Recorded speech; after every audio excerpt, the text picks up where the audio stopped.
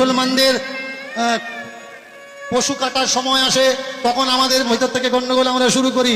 গাই আমাদের মা, গাই কাটা যাবে না, কি বলে তো এদিকে হয়তো বলে না, অনেক দিকে আন্দোলন হয় দেখবেন গরু কাটা যাবে না। আচ্ছা গরু কাটা যাবে না কেন? গরু আমাদের দেবতা। আচ্ছা গরু যদি তোমাদের দেবতা হলো, ব্রহ্ম বৈবর্ত পুরাণ ভালো করে মন দিয়ে শুনবেন, এর জন্য স্টেজে দাঁড়িয়ে আমি বারবার বলি পড়াশোনা করুন। ব্রহ্ম বৈবর্ত পুরাণ কৃষ্ণ জন্মখণ্ড 106 নম্বর অধ্যায় 61 নম্বর 62 নম্বর 63 নম্বর শ্লোক পড়ে নিন। রুক্মিণীর বিবাহের সময় 1 লক্ষ গরু বলি দেওয়া হচ্ছে ভোজন করানোর জন্য। 1 লক্ষ গরু। গরু যদি মা হলো, গাই যদি মা হলো, তাহলে রুক্মিণীর বিয়েতে 1 লক্ষ গরু কিভাবে কাটা হচ্ছে নিজেকে প্রশ্ন করেছেন? আমাদের ধর্মগুরুদের জিজ্ঞাসা করেছেন যে আমাদের ধর্মগ্রন্থে গরু কাটার প্রসঙ্গ কিভাবে আসে? আমাদের দেশে যে যজ্ঞগুলো হয় গোমেদ যজ্ঞ, ভালো করে শুনুন, গোমেদ যজ্ঞ। গো মানে গরু, মেদ মানে কি? মাংস। গরু কেটে গরুর মাংস দিয়ে যে যজ্ঞ হয়, তাহলে গরু যদি মা হবে যজ্ঞে কেন গরু কাটা হবে? কখনো কাউকে জিজ্ঞাসা করেছেন? বলুন তো, সত্যি কি হৃদয় থেকে গরুকে মা ভাবেন? জোর করে বলবেন, গরুকে মা ভাবেন?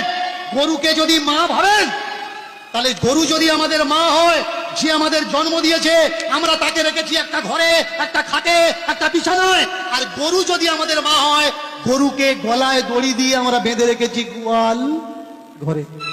আপনি পারবেন আপনার মার গলায় দড়ি দিয়ে গোয়াল ঘরে বেঁধে রাখতে? পারবেন না। মাকে মা বলছেন, কিন্তু কর্তব্যের সময় গলায় দড়ি বেঁধে তাকে গোয়াল ঘরে রেখে দিচ্ছেন।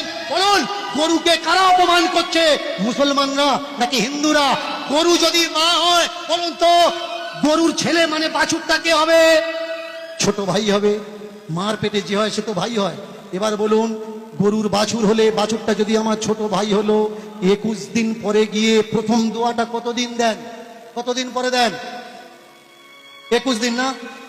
তাহলে আপনার মা যদি আপনার ছোট ভাইকে জন্ম দিত, 21 দিন পরে আপনার ছোট ভাইয়ের গলায় দড়ি দিয়ে পাশে বেঁধে রেখে আপনার মায়ের জননীর গর্ভধারিণীর দুধ দুয়ে বিক্রি করতে পারতেন? আমাকে বলবেন না যে আমি হিন্দু ধর্মের অপমান করছি। আমি প্রশ্ন করছি, আমি জানি না, আমি অবোধ শিশু। আপনাদের কাছে জানতে চাচ্ছি কোনটা করা উচিত আর কোনটা করা উচিত নয়। বলুন তো, গরু যদি আমাদের মা হবে, অনেকে বলে গরু দুধ দেয়, গরু দুধ দেয়। ভালো করে শুনুন, গরু কখনো দুধ দেয় না। বাছুরকে বেঁধে, গরুকে বেঁধে আমরা দুধ বের করে নিই। গরু আমাদের দুধ দেয় না, অচেরায় পড়ে দুধ বের করতে বাধ্য করাই। আর যদি দুধ না দেয়, লাথি মারে আমরা কি করি? সামনের পা বাঁধি, পিছনের পা বাঁধি। বলুন, যাকে মা বলে ডাকছেন, এই ব্যবহারটা যার সঙ্গে দিচ্ছেন, সত্যি কি ঠিক ব্যবহার দিচ্ছেন? এবার বলুন তো, যাকে মা বললেন, এটা আমার মা, চলে যাবেন ইউপির দিকে, বিহারের দিকে। যোগী সরকার বন্ধ করে দিয়েছে গরু কেনা বেচা। কোটি কোটি লাখো লাখো সাইকড়ো গরু রাস্তায় ঘুরছে, আর ওর খেতে ঢুকছে।